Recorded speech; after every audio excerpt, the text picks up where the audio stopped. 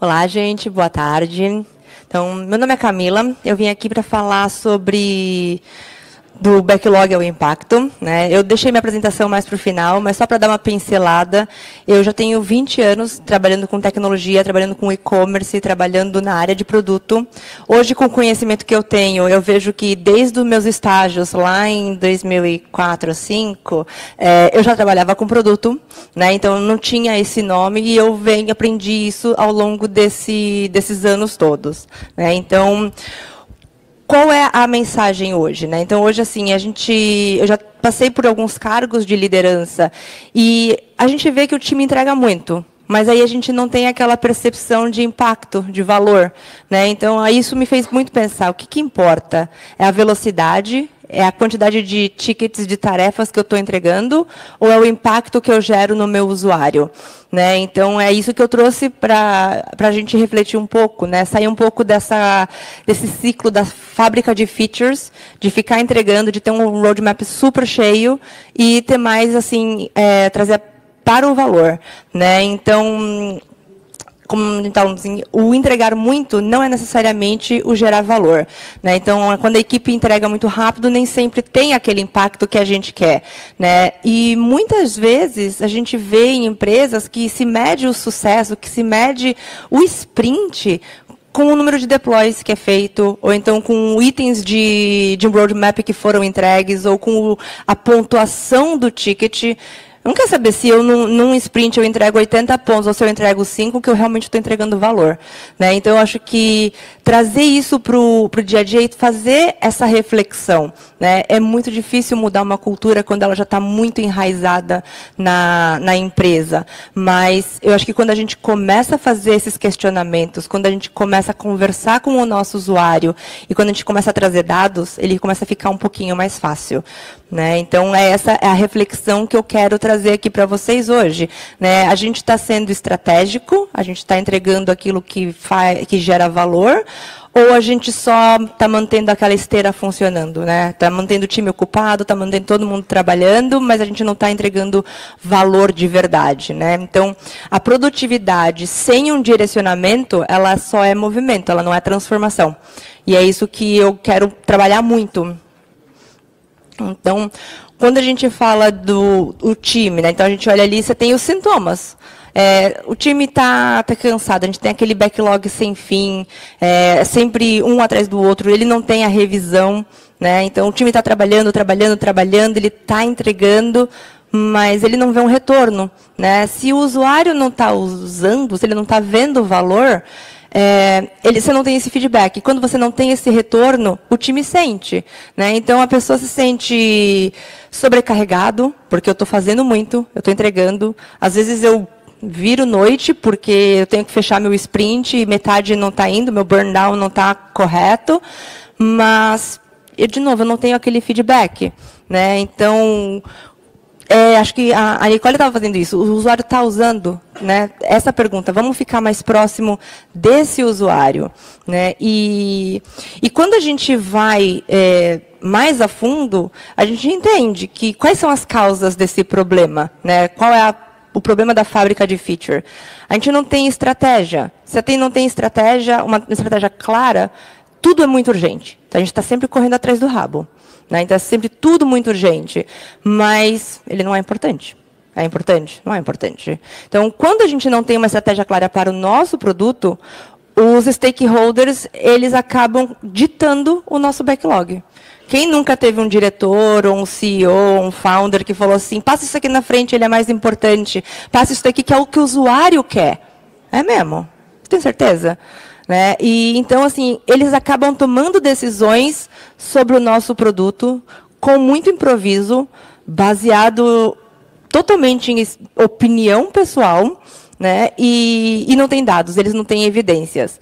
Né? Uma vez, eu trabalhei numa... Ainda trabalho, né? Trabalho na Vtex. O meu diretor, ele falou assim, um site ele não precisa ser bonito, ele precisa ser funcional, ele precisa converter. E aquilo eu parei, eu falei, como assim não precisa ser bonito? Eles, não, se ele está vendendo, está funcionando, o usuário está achando o que ele quer. E aquilo ficou na minha cabeça. Ele falou isso para mim em 2013. E aí, quando eu comecei a trazer isso para o cliente, o site não precisa ser bonito, ele precisa ser funcional, ele precisa entregar, ele não pode travar, o checkout tem que ser clean. O cliente vinha com os 2 pés no peito. Falei assim, como não pode ser bonito? Né? Então, acho que é muito disso, da gente ter qual é a nossa estratégia, o que a gente precisa. E a gente tem que perder esse medo de dizer não. A gente tem que começar a dizer mais não.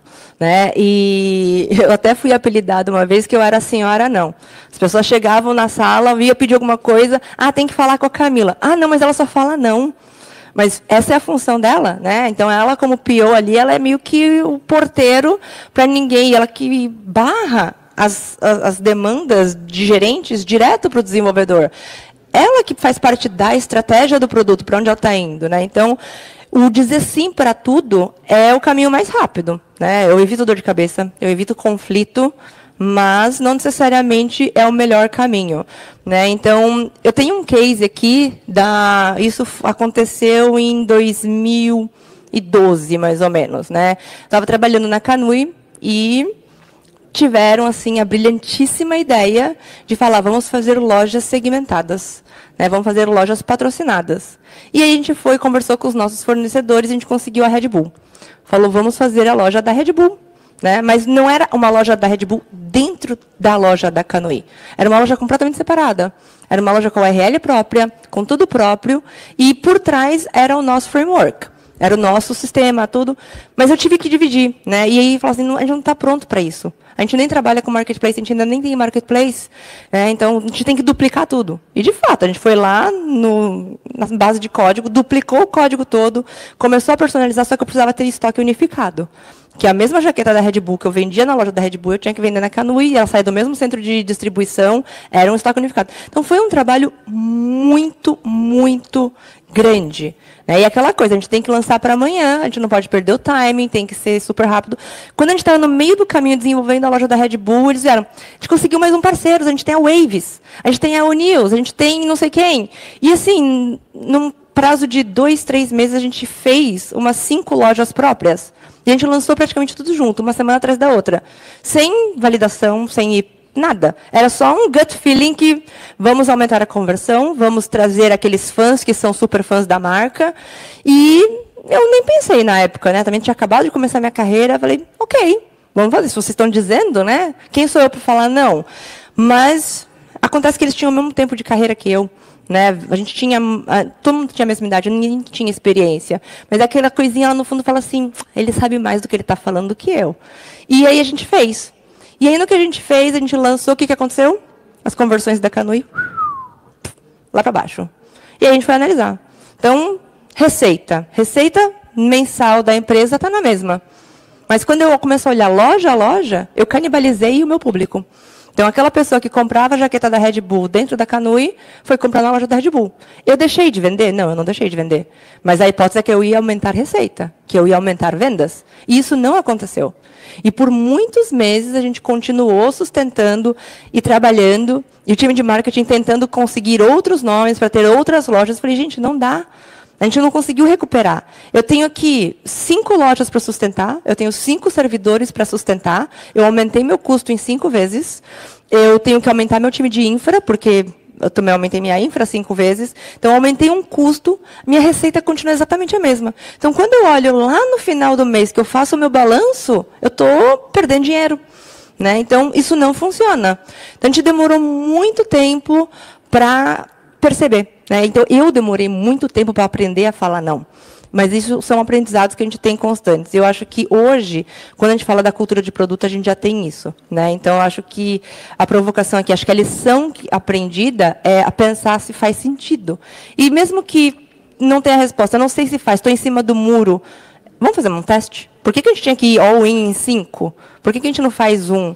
Por que a gente não faz um mais simplesinho? Eu não podia ter colocado um WooCommerce num outro servidor e testado só para, em vez de eu desenvolver tudo do zero próprio, eu ia ter ganhado tempo, com menos recurso, mais rápido eu ia validar minha hipótese de que, putz, não ia dar em nada, e eu não ia perder, não ia ter gastado, investido 3 meses de toda a minha equipe. A gente parou tudo. Né? Então, assim, tem maneiras de validar essa hipótese de uma maneira mais rápida, sem desenvolver tudo do zero? Sempre tem. A gente precisa ser criativo. Eu acho que a gente precisa aprender a olhar o mercado, o que as ferramentas de mercado podem me agregar.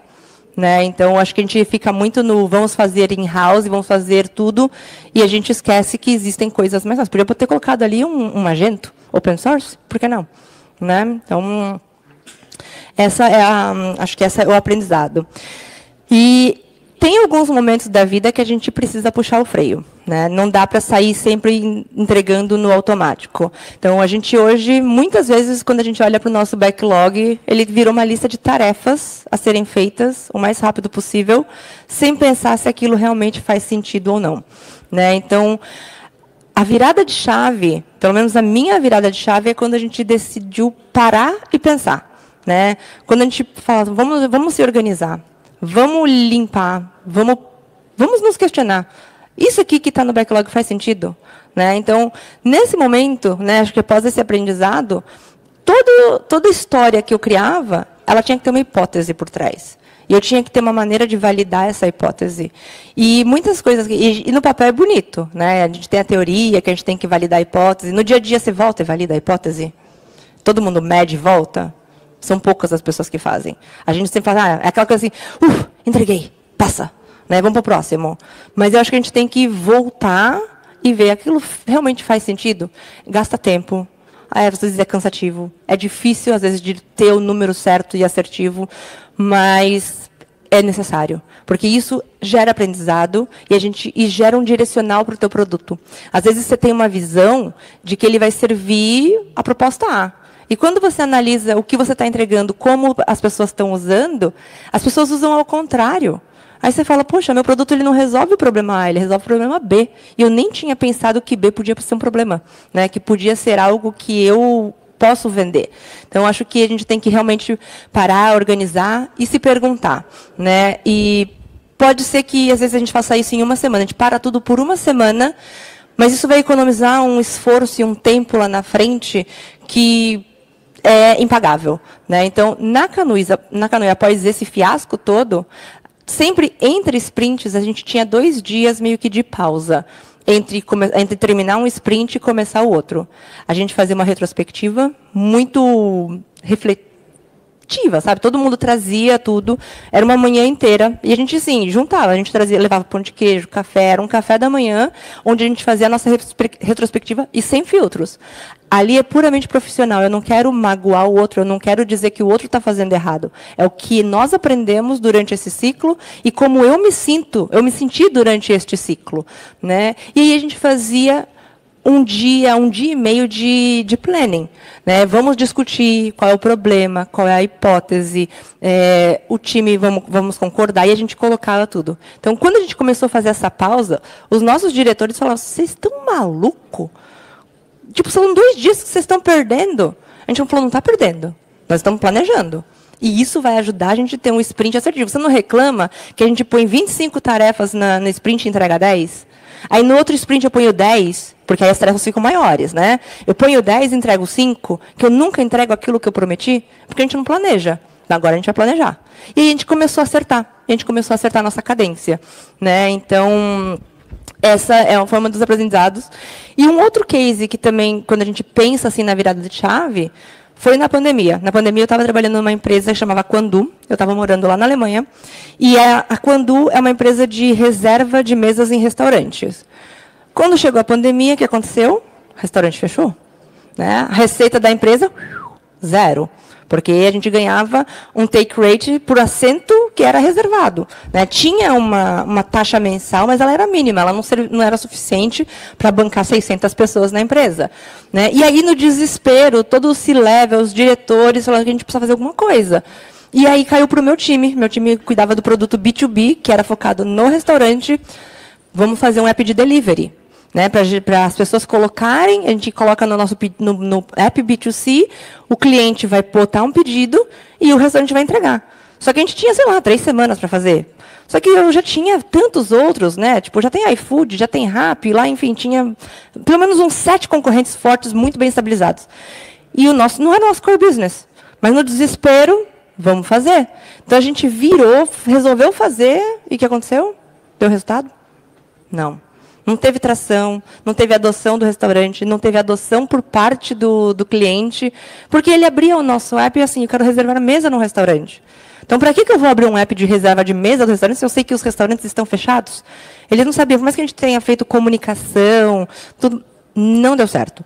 Né? Então, essa coisa de fazer sem pensar, não dá. Então, é um momento que a gente tem que falar, não dá, não adianta de fazer. E aí, acabou que a gente investiu 3 semanas e parou. Né? Então, pelo menos a gente conseguiu validar rápido que não ia dar certo. E aí, quando essa virada de chave ela acontece, a gente para de fazer as nossas entregas como troféus. Né? Então, a gente deixa de ter output e a gente passa a ter outcome.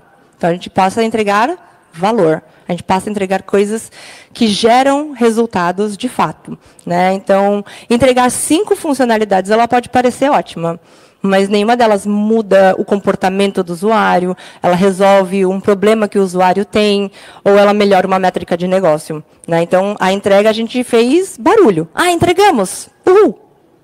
Mas e aí?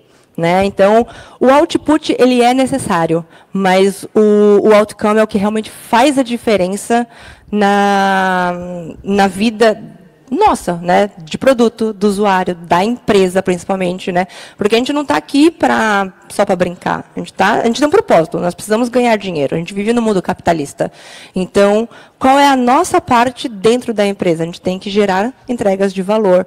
E gerando, se cada entrega que a gente tem gera um valor para este usuário, a gente fideliza ele. Então, a gente aumenta o lifetime value do usuário. Isso é muito difícil. Né? Então, um usuário, para adquirir o custo de aquisição deste usuário, ele é muito alto. E, às vezes, ele demora, dependendo do negócio, quando você trabalha principalmente com B2B, ele pode levar até 18 meses a pagar a aquisição. Né? Quando você fala assim, eu investi, sei lá, $500 no Google, eu consegui trazer um cliente. Então, tem o custo de aquisição de $500. Em quanto tempo esse cliente vai demorar para ele se pagar? Então, a gente precisa entregar valor para ele continuar com a gente, para poder se pagar o custo de aquisição e, de fato, gerar receita. Né? E a gente tem muitas ferramentas por aí, muitas. Né? Então, elas são um suporte. Né? Eu acho que a gente não precisa ficar 100% ou ser extremamente acadêmico no que elas trazem. Né? Então, a gente tem o RISE. Nicole acabou de mostrar aqui o RISE. Então, ele ajuda a gente a validar o impacto e o esforço, né? Avaliar para aquela ideia, se a gente deve seguir com ela ou não. A gente tem o Opportunity Solution Tree, né? A famosa árvore de oportunidades, da Teresa Torres.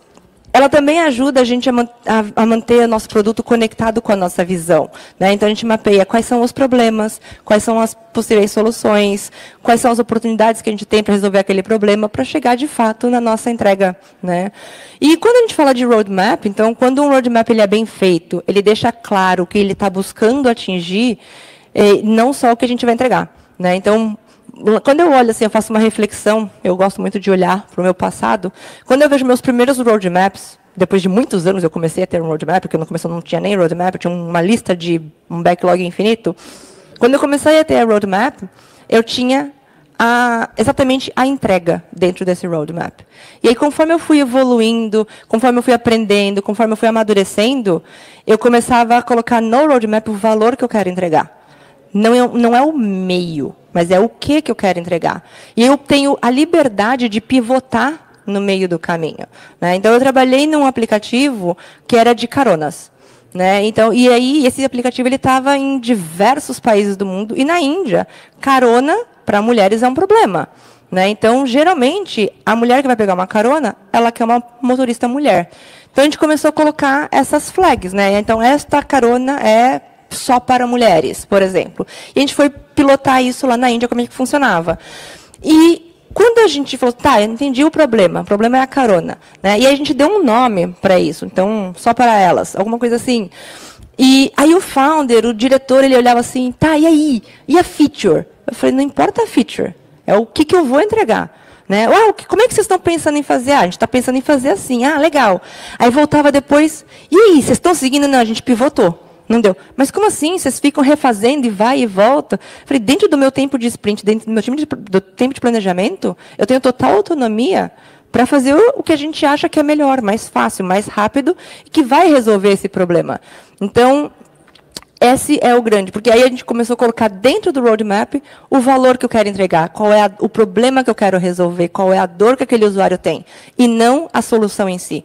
Porque dentro daquele tempo, daquele roadmap, eu tenho oportunidades de mudar e de pivotar e escolher a melhor solução. Né? Então, a gente precisa ter coragem de não seguir só com aquilo que parece ser legal, mas com aquilo que traz valor. Né? E a ferramenta, ela é só um suporte. O que a gente precisa é transformar o mindset do time. E aqui eu trago um workshop que a gente fez. Né? Então, aqui eu trabalhava também, estava morando lá na Alemanha, eu trabalhava numa empresa que alugava equipamento para escritório. Então, mesa, computador, tudo que um escritório precisava. E veio pandemia de novo. Os escritórios fecharam. Eu tinha uma receita recorrente daquilo que já estava alugado. Mas está todo mundo trabalhando de casa. E aqui a sacada foi muito boa. Então, em vez de eu focar no escritório, eu vou focar no home office. Né? Então, o home office é uma coisa que veio para ficar. E aí a gente criou um produto de home office. Então, a gente flexibilizou a nossa entrega. Você quer alugar uma mesa, precisa alugar um computador, a gente entrega na casa do teu funcionário, a gente monta o workstation dele e ele fica ali super produtivo. Né? Então, a gente empacotou mesa, monitor, mouse, computador, etc. E isso começou a ter tração. E a gente falou assim, como é que a gente transforma de fato isso num produto? Né? E a gente falou assim, bom, então eu acho que a gente tem aqui uma oportunidade de ter uma receita recorrente, uma assinatura. Né? Então, eu posso ter assinatura de 1 ano, de 18 meses. E aí depende muito da empresa. A empresa sabe qual é o turnover do funcionário. Esse funcionário vem e fica 1 ano, esse funcionário vem e fica 3 anos. E aí a empresa ela tem a liberdade de escolher o tempo de assinatura que ela quer. Então, ela paga uma taxinha mensal e esse workspace ele fica na casa daquele funcionário. Só que antes da gente ir de cabeça com tudo, a gente fez. Aqui a gente gastou 3 meses. Gastou não, a gente investiu 3 meses nessa pesquisa. Então, a gente começou a falar com os nossos clientes, a gente entrevistou muita gente, empresa grande, empresa pequena, empresa mais tradicional, startups. Né? Então, aqui a gente dividiu, aqui o meu time ele era composto, ela é búlgara, ele é australiano, ele é ucraniano, eu era brasileiro, então não tinha ninguém que falasse alemão. A gente estava todo mundo na Alemanha. Então, a gente começou a chegar nossos colegas de marketing, pessoal do customer service, a gente se abraçou muito, assim. Quando a Nicole estava falando, eu falei, nossa, eram meus melhores amigos, porque eles falavam alemão. Então, a gente criou todo o questionário, falou com eles e a gente ia com eles. Então, teve entrevista que a gente fez online, gravando, teve entrevista que a gente foi no escritório deles para entender, teve vezes que a gente chamou eles, e a gente foi. E depois aí veio isso. A entrevista foi a parte mais fácil. A gente gastou, foram 2, 3 semanas fazendo essas entrevistas, só que depois a gente tem que ouvir essas gravações, anotar o que a gente aprendeu, e não tinha, gente, o chat GPT nessa época. Né? Como é que eu fazia isso? A gente fazia na mão mesmo. Então, e aí a gente foi anotando dores, coisas, oportunidades, e aí aqui esses post-its a gente foi agrupando por similaridade. Né? E depois a gente tem ali, que não dá para ler muito bem na lousa, mas quais eram os problemas. Então, não só a gente validou o nosso produto de assinatura para um workstation na casa do funcionário, mas também a gente aprendeu sobre modelo de negócio, sobre preço, sobre produtos que eles queriam. Então, a empresa ela queria montar auditórios. Por que eu não posso trazer um auditório? A gente chegou a criar um produto físico, que era um auditório modular. Eram várias caixas quadradas. Então, eu podia empilhar estas caixas para fazer um palco, eu podia botá-las do lado e virar, ela tinha um assento que ficava dentro, então era um banquinho, e isso ficava muito no open area dos escritórios. Né? Então, tenho uma apresentação. Monta em formato palco, monta. Então, aqui a gente aprendeu muito. Né? Então, a gente investiu bastante tempo e daqui a gente conseguiu ter uma nova visão de produto, um roadmap mais alinhado com a estratégia da empresa. A gente teve até aprendizados de estratégia da empresa, que não estava bom. Esse que está ali espiando no fundo era o nosso CMO na época. Então, estava todo mundo muito interessado em saber o que estava acontecendo, quais eram os nossos aprendizados. E a gente saiu, a gente apresentou isso para todas as áreas da empresa, inclusive até para clientes, né? Então, o Ivan, que é o nosso ucraniano aqui, ele era o nosso designer. Então, ele começou a fazer vários protótipos e a gente fez uma fase 2. Então, a gente trouxe o cliente para muito perto. Então, esses clientes, eles viraram nossos promotores, né? Então, eu acho que quando a gente investe em pesquisa, isso também traz o direcional para o nosso roadmap e a gente consegue gerar muito impacto, né? Então, os stakeholders, eles não são os obstáculos, eles são aliados, né? Então, o PM, ele não é só apenas um intermediário passivo, ele também traz impacto, né? Então, ele interage com os stakeholders, ele interage com o usuário. Eu falo que um PM que fica atrás da mesa não é um bom PM. Um PM bom é aquele que vai a campo. Eu trabalhei numa empresa de coleta de lixo. Gente, eu subi num caminhão. Meu aplicativo era para o motorista do caminhão de lixo.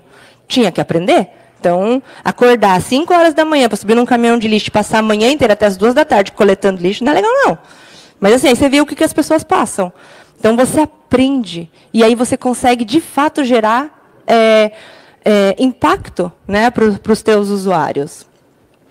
E então, você não vai acertar sempre na sua entrega. Né? Mas se você errar o problema, mas quando você conhece o teu usuário, quando você conhece o problema que ele tem, o que você precisa resolver, você pode não acertar na primeira versão da sua entrega, mas você sabe qual é o caminho que está seguindo.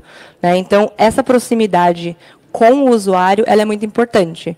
Mas eu também falo que um PM, ele usa muitos chapéus. Né? Então, ele tem que saber falar techniquez com o desenvolvedor, ele tem que saber falar negócio com os diretores da empresa, com o C-Level. Ele tem que saber falar a língua do usuário, porque eu também vou conversar com o usuário. Não adianta eu chegar para o usuário e falar assim, você gosta da feature tal? Ele vai falar, hã? Esse é o nome interno que a gente dá. Não necessariamente o usuário sabe o que ele está falando, o que a gente está falando. Então, a gente tem que saber falar vários idiomas. A gente meio que atua ali como um tradutor e um psicólogo, que a gente também ouve o problema de todo mundo. Né? E aí a gente filtra essas dores para a gente trazer dentro do nosso roadmap. Né? Então, entender o problema que a gente quer, validar as nossas hipóteses e saber que a gente está resolvendo os problemas certos é o que a gente pode deitar à noite e dormir falando, estou no caminho certo. Né? Então, de novo, essa escutativa com o cliente, análise do comportamento, experimentos, validações, tudo deixa de ser aposta. Né? Então, pelo menos uma aposta no sentido de, eu não tenho a menor ideia, mas eu vou... Não, pode ser até uma aposta na solução que você quer, mas você tem um direcional. Isso evita retrabalho, evita a frustração, né? E aquela sensação, poxa, ninguém está usando o que a gente fez, maior trabalhão, um tempão aqui investido nisso e não tem um menor... Você olha lá, análise tem um menor impacto, não tem ninguém usando. Né? Então, tomar decisões com base em sentimentos pode até parecer intuitivo, mas ela é muito perigosa. Né? Então, sem dados, a percepção ela é só uma opinião. E isso pode fragilizar o nosso poder de decisão. Né? Então, métricas, quando a gente olha para a taxa de conversão, tempo de jornada, o NPS, o churn, o ticket médio, tudo isso é muito fundamental para as nossas tomadas de decisão. Mas também a gente tem que ter muita atenção. O dado solto, ele não resolve. Ele tem que ser um conjunto. Né? Então, só eu olhar, a taxa de conversão está boa, mas a receita está lá embaixo. O que você está vendendo? Você está vendendo produto de R$5? Ou você quer vender o de 100, ou de 500?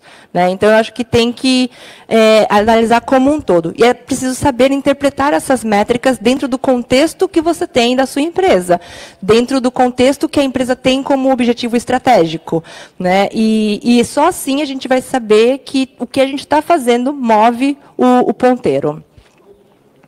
Né? Então, foram aprendizados, eu tive muitos aprendizados, e aqui, assim, mais um, né, que menos é mais. Então, a gente investiu muito tempo. Né? Então, de novo, e essa eu me incluo na decisão. A gente tinha uma decisão, não posso contar aqui exatamente, era meio que classificado, assim, meio que censurado, eu não posso dizer exatamente, mas tínhamos uma feature, a gente já tinha desenvolvido praticamente 80% dessa feature. Estava lá, no caminho. E aí, a gente para pensar no meio da feature e fala assim, putz, será que isso aqui vai gerar impacto? Aí os desenvolvedores, pô, vamos terminar, a gente já está aqui quase no final. Mas será mesmo que a gente vai gerar impacto? Isso aqui tem... Não estou confiante. Não, mas a gente já gastou tanto tempo nisso, falta só um pouquinho, vamos terminar e colocar. Eu falei, vamos terminar e colocar, ou a gente para tudo, a gente não lança essa nova feature no nosso produto, e aí a gente foca naquela fricção que tem na recompra. A gente tem uma fricção aqui, a gente tem um problema muito sério. Nosso cliente ele não volta. Ele compra uma vez e ele não volta. Eu preciso, talvez se olhar para isso, eu não melhoro a minha conversão, eu não melhoro o meu relacionamento com o cliente. E aí foram alguns dias nessa indecisão até que a gente falou, não vamos lançar. Pega tudo isso que vocês fizeram e joga fora. Nossa, foi o auê do auê do auê. Né? Como é que pode? E aí a gente focou, fez um MVPzinho para resolver o problema do carrinho para quem vinha de recompra. E aí o que aconteceu? A gente dobrou o LTV, né, o Lifetime Value do cliente. Então, ele passou a fazer recompra com a gente. Então, sempre é bom pensar, mesmo que a coisa esteja no meio do caminho, mesmo que ela já esteja lá no final, se algo diz que não vai dar certo, ouve essa vozinha que está lá dentro. Né? Então, a gente precisa ter a coragem de dizer o não, a gente tem que ter a clareza de que a gente precisa focar no que realmente importa para poder ter essas viradas estratégicas. Né? Então, para sair do nosso ciclo de fábrica de features, a gente tem que questionar o backlog sempre. Sempre. Isso tem que virar um hábito. Né? Será que isso faz sentido? Será que faz mesmo? Né? Priorizar aquilo que gera valor, não quem grita mais alto, independente se quem está gritando é o CEO ou não. Né? E sempre medir o impacto. Né? Então, a gente lança. Deu certo? Deu. Então, a gente pode comemorar. Né? Então, acho que é isso que a gente tem que fica aqui de lição para a gente. Que, para mim, todo backlog ele esconde um potencial e cabe ao time descobrir. Né? Ele não é uma lista de tarefas, é um mapa de oportunidades. E aqui, sim, só sobre mim, um pouquinho mais rápido, eu sou mãe da Sofia e da Júlia. Sofia está aqui comigo hoje, passeando também. Eu estou já há 20 anos nesse mercado, isso nem estou contando minha época de estágio, assim, CLT mesmo. Já fui CPO, já fui VP de produto, já fui diretora de produto. Hoje eu tenho minha própria consultoria de CPO as a Service. Também trabalho com arquitetura de soluções, né, para serviço para a Vetex. E eu sou, assim, apaixonada por impacto real. Né? Então, eu gosto muito de conversar e discutir sobre o que faz sentido, independente do ramo, seja de bancário, seja lixo, enfim, tudo, qualquer lugar. E é isso, gente. Muito obrigada.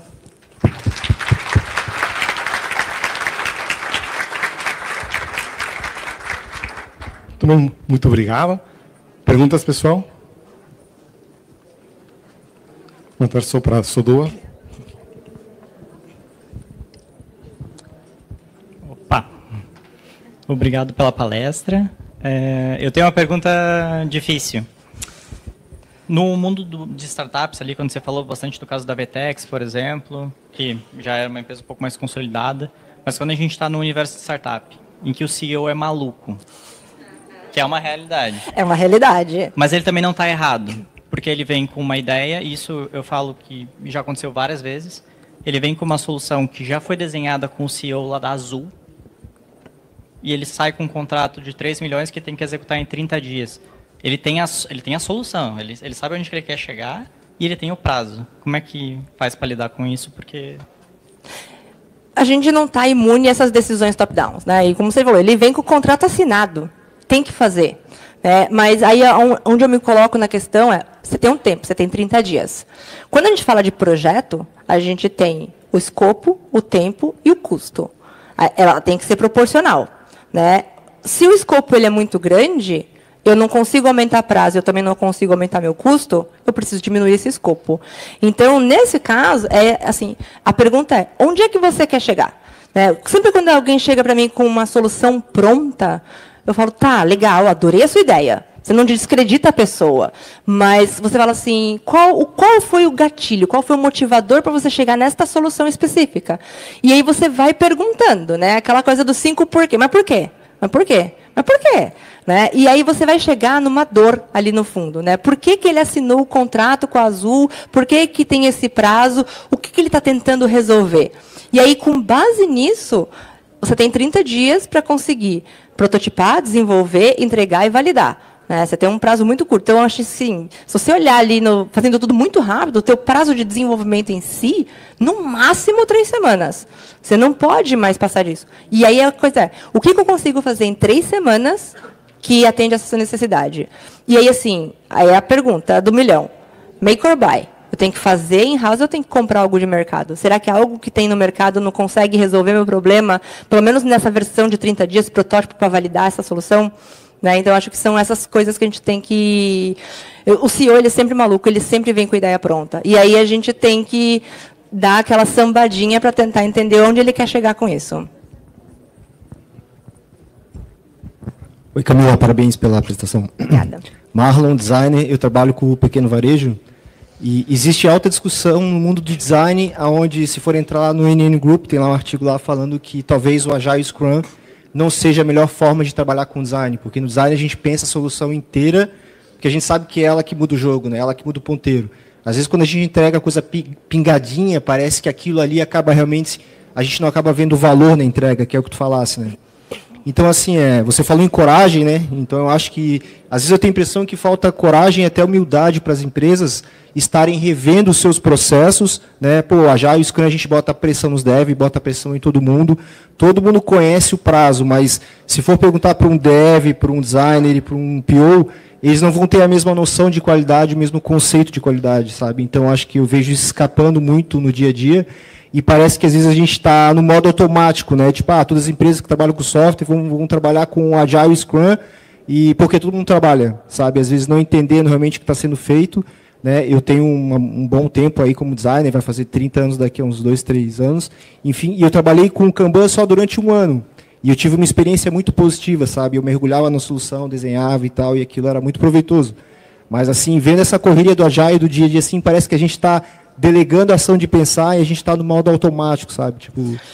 eu falo assim, eu acho que existem os frameworks, eles estão aqui para ajudar a gente, mas não quer dizer que a gente tem que seguir a ferro e fogo o que eles dizem.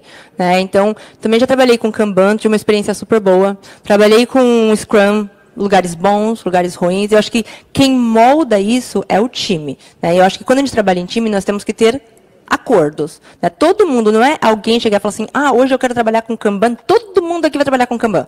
Não. Né? Então, eu já trabalhei com Scrumban. Né, você mistura um do outro. Eu acho que é muito, assim, a conversa honesta do time. Porque é o time como um todo que vai entregar. Né? Então, eu já tive times de design que a gente falou assim, a gente gosta dessa ideia de ter ciclos e interações e entregas. Mas 2 semanas não funciona. Então, vamos fazer ciclos de 1 semana. Então, sprints de design eram de 1 semana. Já tive lugar que 2 semanas não era suficiente, porque o produto é muito mais complexo. Então, a gente faz sprint de 3 semanas. Ninguém disse, não está escrito em pedra que tem que ser 2 semanas. Né? Ninguém disse que precisa chamar de sprint. Então, são ciclos, né? A gente põe um prazo, né? A gente põe uma time box ali para a gente falar o que eu consigo fazer dentro desse prazo. Para a gente também não se perder, porque senão a gente vai desenvolvendo, fazendo. Quando a gente para lá, a gente fala assim, mas o que era para fazer mesmo? Por que eu comecei isso? Então, é por isso que a gente tem esses time frames, que hoje a gente pegou culturalmente para chamar de sprint. Mas eu acho que a gente tem que sempre conhecer os frameworks, ele é muito bom. E a gente tem que pegar aquilo que me funciona melhor para mim e para o meu time. Né? E mistura tudo. Né? Então, eu tenho um PM, eu tenho um Agile Coach, não preciso de um Agile Coach, eu preciso de um... Traz as ferramentas que funcionam. Né? E acho que montar... Porque se o time está bem azeitado, a coisa flui. Agora, se o time fala assim, eu não... mas aqui, vou ficar quieto, né? A produtividade ele fica mais desmotivado. Então, tem que incluir todo mundo. Muito obrigado. Obrigado, Tom.